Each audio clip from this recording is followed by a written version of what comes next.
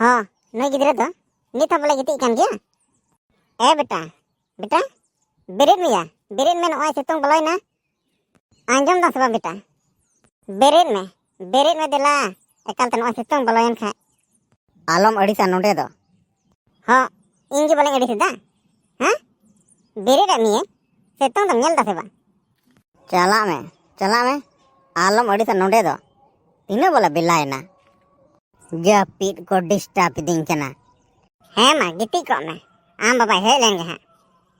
बुझे चुए में आए तीनो इन मितामा एया आलम दाड़ाना गोटा निदा दाड़ान में और सिंह मसाल दो बसियम हबी गिती को में मिता मिये से आलम अड़ीसा नोडे बन अड़ी सिदा बुझे चुए में आम बाबा हे लेंगे हां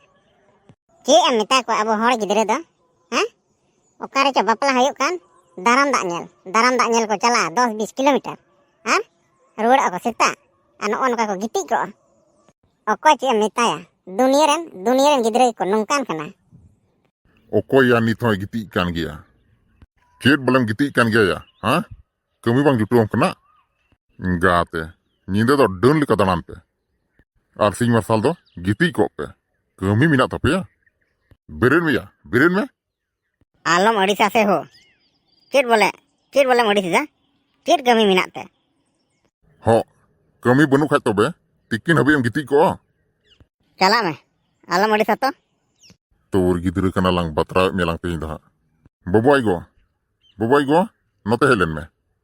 चेत बोले नोई दम जम बयार चुकी दिया हाँ नींदे दे दाना आसी मसाल दे गिती को उका दो बोले अयुब दे चलाव लेना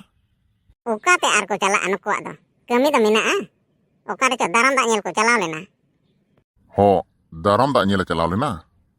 तो बे मा न्यू कते हिजू कान जानी न्यू बखाय दा चिकाव का बाम नेले कना मोचा द लटो कान नोई गिद्रे दो एकालते बर्बादेन तलांगा बाय बर्बाद काना आम हतम इनकान गया चे लेकम दारान कान तहना आदो चिकायना आम बम दारान कानी तो दो बदलते आमरे गिद्रे दारान कना ए बबु आई गो उना को तो हिड़ी सरी का में से नितो नेल में नितिन दारान कना बाम दारान कना 3 घड़ी चाम हम भुट्टू लेन खाय एकालते ओकारे चम तहना औड़ी दो इंदो बई तहना बबु आई गो पेड़ा ओड़ा करे गी बगी में से उना को दो आदो नोई गिद्रे ची लिकाई याला एकालते नको गिद्रे दो बाको बुझे कना चेरे बुझा बोले नोई दो गड्डी किरिंग का दे गड्डी बाय दाराना तीनो इन मिता मिया ए बबु आई बाबा ये गड्डी दा आलम किरिंगा ओड़ा जुत में ओड़ा आम हो बाम बुझ लेदा हाने गड्डी किरिंग अगु केदा मा दिजो में आम हो आर नोई गिद्रे हो सिंह नींद दाणान तगे तहन तमा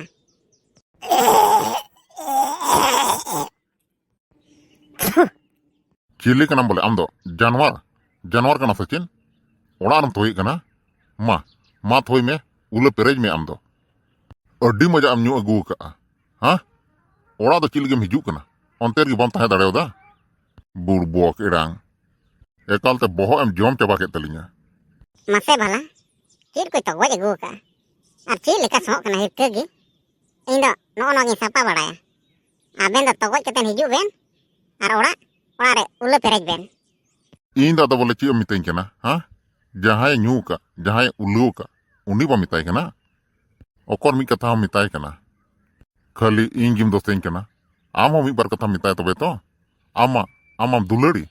हाने पैसा में माया जहां तक चला आम गे तो गड्डी किरिंग का दिया आदो सनु पेरे लगी दो को एमाय तबे अड्डी भागे मा एमाय में आरहो नो नोका न्यू अगुया और आम दो एकालते नोडे घतरा तगी सापात की तहन में जहां लेका गे बेन आबेन दो न्यू अगुय बेन और ओड़ा रे इज बेन आडोय बेन उले बेन इन मा मिनेंगे इन दो नोआ को सापा बड़ाया इने दो एटा कमी दो मिनाते दूर अम्मा इटा गिम रोड़े कान चेर एटा बोले रोड़े कना मा तबे मा सापा गड का में आमरे नते हपन कान गया नितो दो आमा बहो हो गरम काना बांग गलमाराल का गी ठिकुआ चेर बोले को तगय लेते एकालते बाजा उले केदा और सो हायरे ओहन थे को नोडे दा छी हिंदादा अपेरेन कोड़ा ओड़ार गे नाइते बनुया ओकोरनते बनी इक्योले दे अयुब दो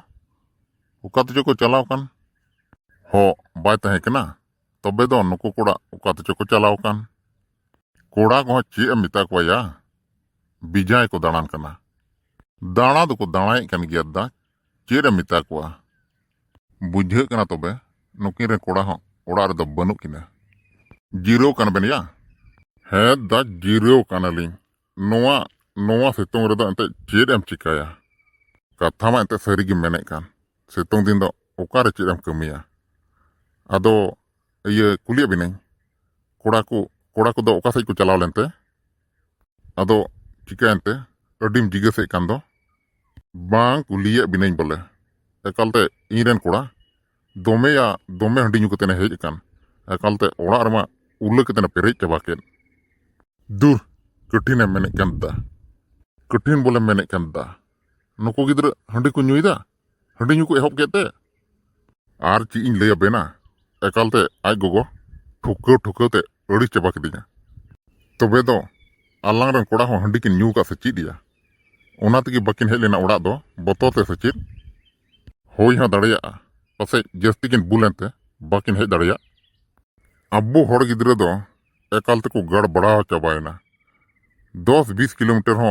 बापला नेल दाराम दा नेल को चला कना चला बखाई को चिका आयते नेतारम नेले कना डीजे रे ओकल का डांस हुई कना कोड़ा गिद्रे कुड़ी गिद्रे एकालते ती साप केतेन को एनेज कना होय नवा तगी समाज दो एकालते बड़े इदीना से तुमदा टमाक से मा एकालते भिड़ो गी बाको भिड़ कान नितो मिना को तुमदा टमाक रु गिद्रे एकालते बडाई गी बाको बडाय एदा नवा को दो आबो ठे कान गिया या आबो गे तो बाबन चेद को कना आर आतो रे मंझी प्राणिक मिना को उनको हतो नवा को दो बाको नेल सावायदा खाली उनको दो आको ओना जोड़ो को नाम लेखाज गी